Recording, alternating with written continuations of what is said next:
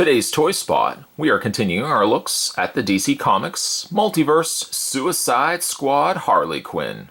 Harley Quinn, a much needed figure, not only if you're a fan of Harley Quinn, but also if you want to be finishing the Collect and Connect Killer Croc. Indicated down below is Collect and Connect Croc. Down below there is an image, image there of Margot Robbie as Harley Quinn. Perfect choice for Harley Quinn, if you ask me. She does also come with a bat. She comes with one of the legs, so we're going to get a little further along on Killer Croc here. Spin around the back of the package. If you want to collect Killer Croc, you'll require 6 figures. Yes, I know technically you need other figures if you want to get the variant version of the torso of Killer Croc, but if you want to get the bare bones Killer Croc, you'll need 6 figures to accomplish that. The Joker, Harley Quinn, Deadshot, Boomerang, Katana, and Batman. Spot's going to take himself a break and get this opened up. When we come back, though, we're going to get a better look at the DC Comics Multiverse Suicide Squad Harley Quinn. There's more heading your way. Don't go anywhere. Stay tuned. And now that we're back, yes, Harley Quinn is laying down. I can't get her to properly stand. We'll get into that in a second, but first let's have a look at the build, collect, and connect piece that comes with Harley Quinn. She comes with one of the legs. One of the legs for Killer Croc. Let's bring him in. That sounds like a perfect segue time to bring him in. And we'll just attach the leg just like that to his pants. Now he's missing one leg, he's missing 2 arms, and he's missing, well, no, Spot was playing Simon Says there. No Simon Says here. He does actually have his head. So just arms, leg. Arms, leg. Simon Says, keep watching this video. Thank you. Okay, we'll put that to the side. Harley Quinn also comes with a baseball bat that says good night on the top there. Though just a little bit of something on the bottom there, just a little smudge or additional paint or something that's gooped on the bottom there. The rest of the bat seems pretty clean. The taped around bottom area of the bat also is painted in white. I'm glad that they didn't omit that. And text-wise, Goodnight is very clean. No issues there at all. You can take it and put it into Harley Quinn's hand, depending on which hand you want to put her in or put it into. One thing though is her hands are very closed shut. So you do have to do a little bit of prying to get that into her hand.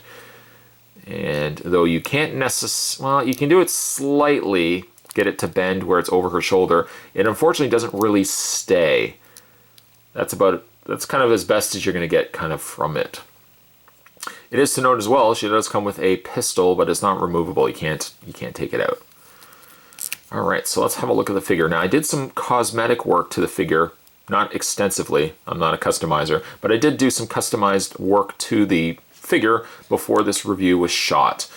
One of which was, I took the little side hairs. When you get her out of packaging, these hairs are stuck to her face. Doesn't really make her all that pretty, if you ask me. So what I did was I just pulled it away from her face. This one was more glued, but it didn't seem to damage the figure at all. Just a little bit of glue on the side there, but you know, it's not something you're really going to notice. Pulling it out, I think, just breaks it up a little bit more. It doesn't look like everything's so stuck to her face. I might also want to try to heat these. I haven't done this yet. Heat these ever so slightly, and maybe I can try to get them to spread out. Because as soon as you get her out of packaging, everything is kind of squished together. It almost comes across like she's got a dog head, just with the ears of the dog and... Okay, maybe I'm the only one that sees that. But yeah, I'm going to try to heat these a little bit. Maybe not that far, but maybe heat them to about like that. Just to kind of clean it up a little bit. All right, let's have a look at her face. The face isn't bad. It could have been better, yes, but it's not bad. It's not bad. I think it looks better from the sides, to be honest, than it does on the front. The front looks a little rougher, but when you start turning her to the side, oh my gosh, she's actually attractive. Oh, wait, no, she's not. The paint is actually pretty good, and they didn't spare the brush. What do I mean by that? Well, they didn't spare the brush in the way of paint. They put a lot of coloring on the little earrings there, all painted in gold. They painted in the tattoo right there as well. Rotten. And even like her areas of her eyes, I think are pretty clean with the blue and the pink respectively. Her pigtails are also painted in the blue and the very light blue, light pink colors. And things that you would expect to find on Harley Quinn are all present. Daddy's Little Monster on the t-shirt, clean, no paint issues there. The sleeves are painted nicely. I'll get into that in a second. The back is pretty clean. And of course, all the little markings there on her leg are also include pudding, and let's flip her upside down and see here. It says, let me tell you a secret. Pudding and all these other little markings on there as well. A little jester skull tattoo. Very nice. Oh, and then of course she's got her somewhat quasi choker that says pudding on there as well. Let's go back to this, because I know I'm going to forget about this. Somebody would have to have reminded me, but you don't know what I was going to say, so how would you remind me? Unless you're a psychic. We have to talk later as to what's going to happen in 2017 for me.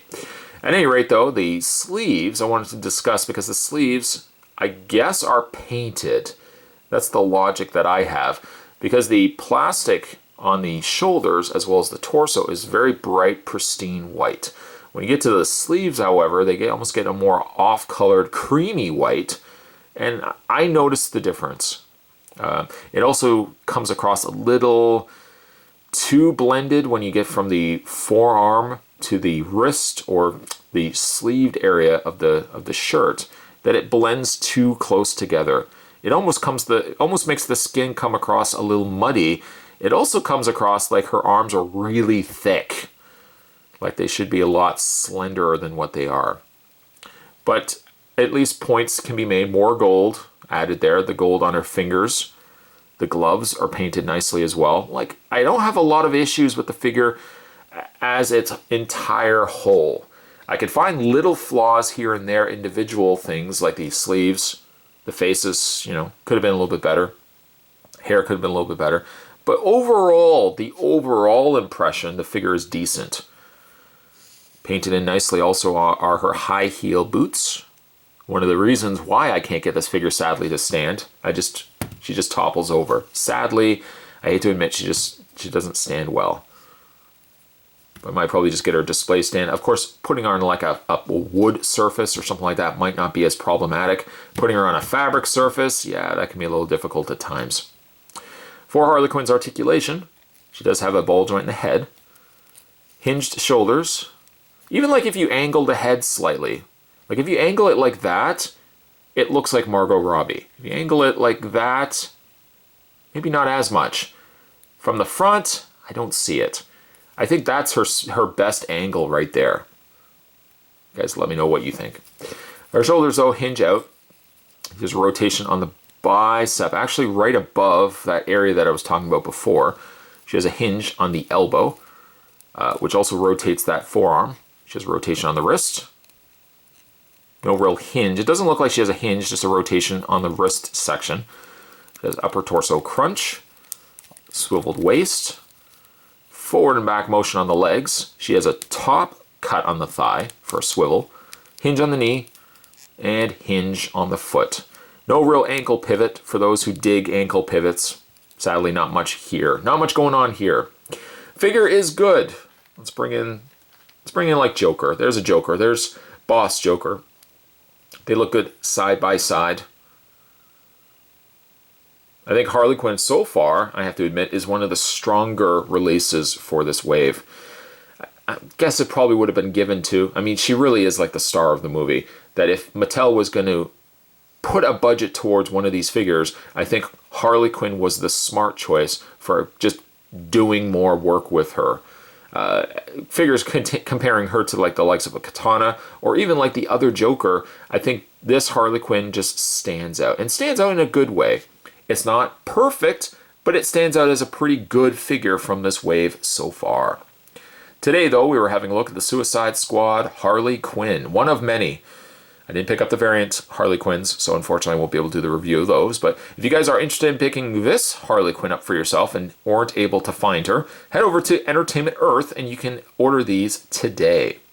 Certainly also stay tuned, guys. Spot's going to have the reviews of the other figures from the Suicide Squad, and we're going to build, finally, a completed, not really much of him so far, but a completed Killer Croc. Thanks for watching as you always do, guys. I'll see you next time.